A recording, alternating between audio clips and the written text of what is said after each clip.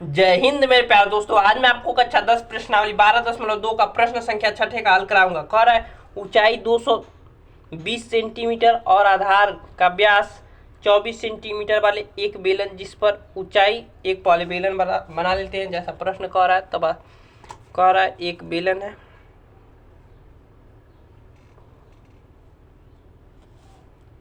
कुछ इस प्रकार है कि इसकी ऊंचाई हमारे पास दी हुई है 220 सेंटीमीटर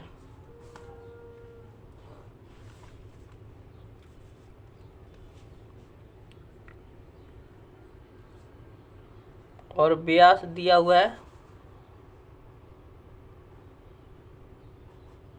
व्यास कह रहा है हमारे पास है 24 सेंटीमीटर। डायमीटर 24 है तो यहाँ से त्रिज्या बराबर क्या हो जाएगा 12 सेंटीमीटर। हमेशा त्रिज्या आधा होता है डायमीटर का, यानी त्रिज्या का। ठीक है, अब देखिए आगे क्या कह रहा है। जिस पर ऊंचाई 60 सेंटीमीटर और त्रिज्या 8 सेंटीमीटर वाला एक अन्य बेलन, यानी एक अन्य बेलन आरोपित है।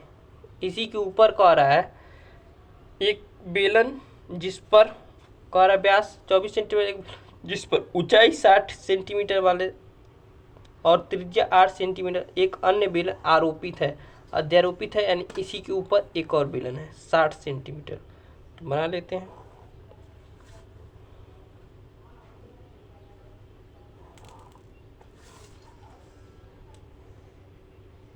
इसकी त्रिज्या हमारे पास दिया है, इसकी त्रिज्या दिया है हमारे पास कितना 8 सेंटीमीटर। इसे R2 कह देते हैं, R2 बराबर 8 सेंटीमीटर। और इसकी ऊंचाई दी है, अगर इसे H1 कह देते हैं और इसे R1 कह देते हैं, और इसकी ऊंचाई हमारे पास दी हुई है, इसकी ऊंचाई हमारे पास दी हुई है कह रहा है 60 सेंटीमीटर। तो लोहे का एक स्तंभ बना है, तो इस स्तंभ का द्रव्यमान ज्ञात कीजिए। जबकि दिया है 1 सेंटीमीटर क्यूब लोहे का द्रव्यमान लगभग 8 ग्राम है, तो हम इस स्तंभ का आयतन ज्ञात कर लेंगे। आयतन ज्ञात कर लेंगे तो क्या ज्ञात करेंगे, बड़े बेलन का आयतन प्लस छोटे बेलन का आयतन। उसके बाद जो आयतन आएगा हमारे पास, मान लीजिए यहाँ पर आ जाएगा 10 सेंटीमीटर क्यूब, मान लेते हैं एग्जाम्पल।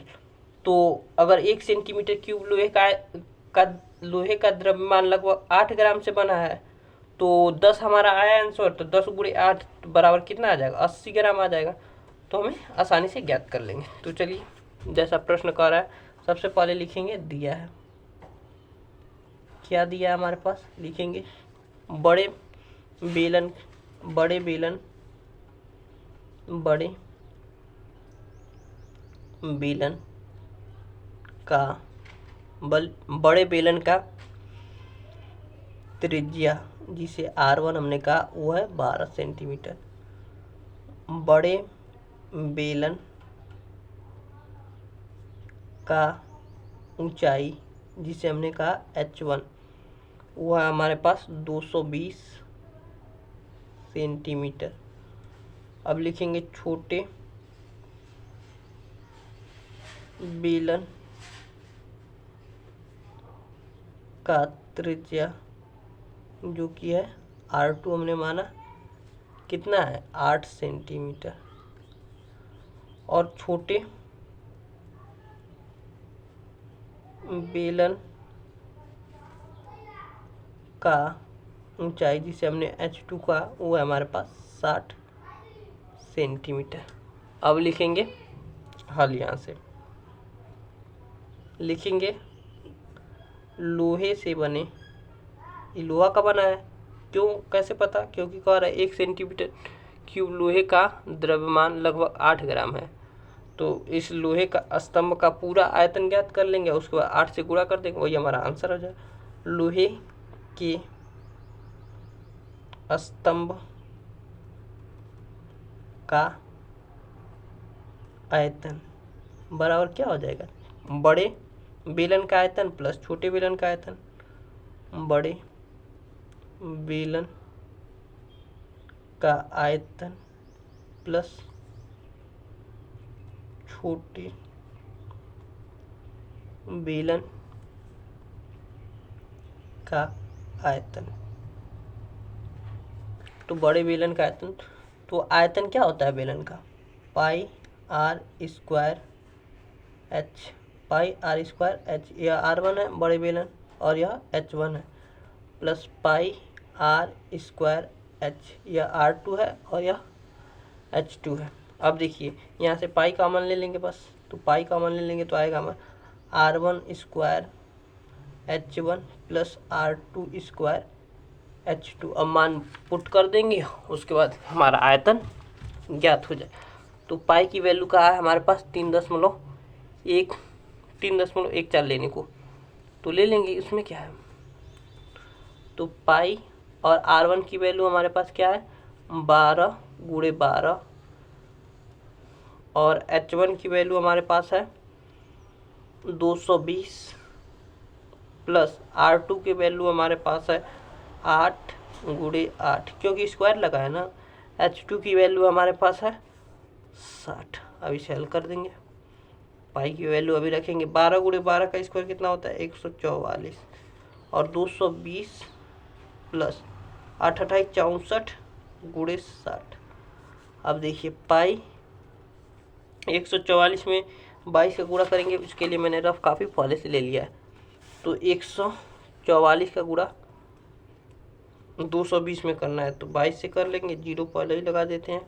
तो 4 दूना का 8, 4 दूना का 8, और 2 कने 2, 4 दूना का 8, 4 दूना का 8, और 2 कने 2, 8, 8 दूनी 16 का 6, 8 2 10, और 10 1 11, और 2 1 3, 31 और 68 आ रहा है 31, और ये 0 लगा देंगे, 31 68 0, प्लस 64 का गुणा 6 में कर लेंगे, 6 का 24 का 4, अच्छा 6 का 36, और 36 2 38, और 0 लगा देंगे। ठीक है, अब देखिए, अब इन दोनों को जोड़ देते हैं, तो यहीं पर जोड़ देते हैं, यहाँ पर लिखे ही हैं तो लिख देंगे 38 40, ये हमारा 0 ही है, 0 में 0, 8 4 12 का 2, 8 6 14, और 14 1 15 का 5, और 3 1 4 1 5, और 3 1 4 4 5 5 2 0, एक बार जोड़ लेते हैं, 0 8 4 12 का 2,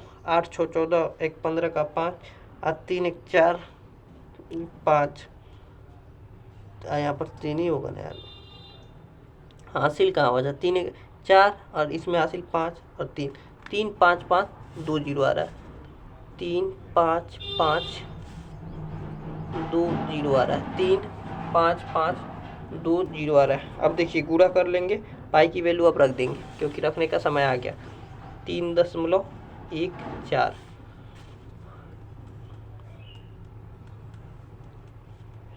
अब 3 इसमें गुणा कर देंगे, 0 1 हटा देंगे, बाद में लगा देंगे भाई। तो कितना गुणा करना है, 1 314 से, तो 4 दूना का 8, 4 दूना का 8, 4 25 20, हाथ में लगा 2, तो 20 का 0, और 4 25 20 2 22 का 2, हाथ में लगा 2, और 4 3 12, और 12 और 12 और 2 14। एक बार और गुणा कर लेते हैं, 4 दूना का 8, और 4 25 20 का 0, 4 25 20 2 22 का 2, और 4 3 12, और 12 और 12 2 14। ठीक है, 2 5 5 3, 2 5 5 3, 2 5 5 3। ठीक है, 3 से गुणा कर लेते, 3 दूना का 6, 3 दूना का 6, 3 5 15 का 5, और 3 5 15 1 16 का 6, और 3 3 के 9, 9 1 10। अब ऐड कर देते हैं, 8 2 5 2 7, और 7 6 13 का 3, हाथ में लगा 1, और 5 5 10, 4 14 1 15 का 5, और यहाँ से आ जाएगा हमारे पास, हाथ में लगा 1 है, 6 3 9, 9 1 10, 6 3 9 1 10, और 10 हाथ में लगा 11 का 1, 0 0 में 1 जोड़ेंगे तो 1 और 1, 1 1 53 28, 1 1 एक बार और जोड़ लेके 8 2 5 2 7 6 13 का 3, 5 5 5 10 4 14 15 का ठीक है। ठीक है, क्या है हमारे पास 1 1 1 53 28 53 28 और 0 लगा था तो 0 लगा देंगे और 0.2 अंक के बाद लगा है तो हमारे पास ये आ गया सेंटीमीटर क्यूब। अब देखिए यहाँ से 1 1 1 5 3 2.8, क्योंकि दशमलव के बाद 0 अंक का कोई महत्व नहीं रह जाता है तो हम 0 छोड़ देंगे सेंटीमीटर क्यूब। तो ये हमारे पास आ गया लोहे के स्तंभ का आयतन। अब कह रहा है, अब लिखेंगे प्रश्नानुसार, जैसा प्रश्न कह रहा है लिखेंगे प्रश्नानुसार। प्रश्नानुसार क्या कह रहा है लिखेंगे, चूंकि 1 सेंटीमीटर क्यूब देखिए यहाँ पर दिया है 1 सेंटीमीटर क्यूब लोहे का द्रव्यमान लगभग 8 ग्राम है। लिखें 1 सेंटीमीटर क्यूब लोहे का द्रव्यमान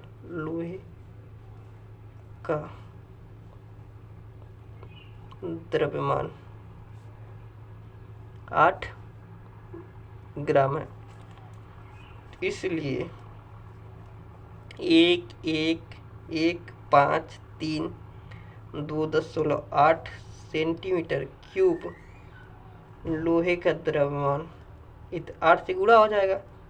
अगर एक टॉफी का दाम 2 रुपये है तो 5 टॉफी का दाम कितना हो जाएगा, 10 रुपये हो जाएगा। द्रव्यमान उसी प्रकार है, तो 8 गुणे 1 1 1 53 2.8। अब देखिए अब गुणा करेंगे तो क्या आएगा, गुणा कर लेते हैं। इसमें गुणा ही ज़्यादा करना है और यह आता भी है क्वेश्चन, तो 6 नंबर में आता है, तो 1-2 बार अभ्यास करना पड़ेगा आपको। अब गुणा कर देंगे, देखिए 8 28 64 का 4, 8 28 64 का 4 और 8 दूनी का 16 और 16 6 22 का 2, हाथ में लगा 2, 8 3 का 24 2 26 का 6, 8 25 40 और 40 और 40 2 42 का 2, हाथ में लगा 4, 8 करने 8 4 12 का 2, 8 करने 8, हाथ में लगा था 1 तो 9। अब 8 करने 8 तो हमारे पास आ गया 89। एक बार और गुणा कर लेते हैं, 8 28 64 का 4, ठीक है, 8 दूनी 16 और 16 6 22 का 2, हाथ में लगा 2, 8 3 का 24 2 26 का 6, हाथ में लगा 2, 8 25 40 और 2 42 का 2, ठीक है। 8 करने 8 और 4 हासिल 12 का 2, ठीक है। 8 करने 8 1 9 8 करने, ठीक है। अब ये हमारे पास आ गया ग्राम, ग्राम में आ गया ग्राम में आ गया, इतना ग्राम आ गया हमारे पास। तो देखिए अब हमें केजी में लाना है, तो 89 2 2 दशमलव 1 अंक के बाद तो 1 अंक के बाद लगा दिया 6 2.4। तो केजी में लाने के लिए हम क्या करेंगे, 1000 से भाग देंगे, ये तो हम जानते ही हैं 4 कक्षा 4 5 क्लास से। तो 1000 से भाग देंगे तो क्या है 1 2 3 अंक के और पीछे अंक चला जाएगा दशमलव, तो ये क्या आ जाएगा 89 892.2624 केजी, यही हमारा उत्तर हो जाएगा। तो बहुत आसानी से बहुत मज़े से हमने हल कर दिया, कैलकुलेशन ज़्यादा था लेकिन मज़ा आ गया। ठीक है, मिलते हैं अगले वीडियो में प्रश्न संख्या 7वें के हल के साथ। मुझे आशा है कि आपको समझ में आया होगा, समझ में आया हो तो कमेंट जरूर करें। मिलते हैं अगले वीडियो में प्रश्न संख्या 7वें के हल के साथ। यहाँ पर कैलकुलेशन है, चाहे तो इसको भी देख सकते हैं।